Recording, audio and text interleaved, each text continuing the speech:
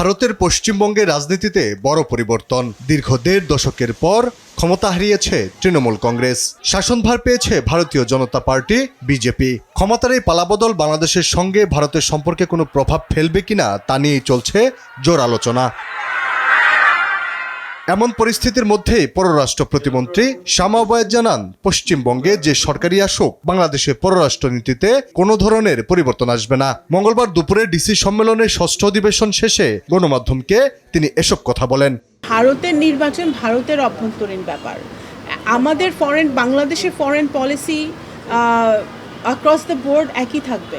আমাদের বাংলাদেশ প্রথম বা বাংলাদেশ ফার্স্ট নীতিতে আমাদের ফরেন পলিসি, সেটা যেই সরকারি আসুক না কেন সেটা আমাদের ফরেন পলিসি পরিবর্তন হবে না।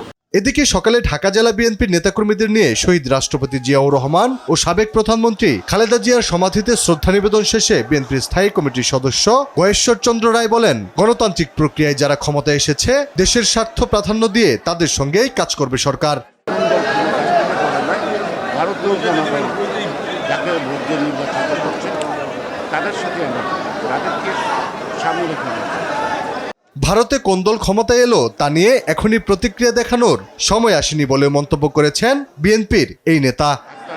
শান্তি কামনা করে আলী আক্কাস, আকাশ, দেশ টিভি, ঢাকা।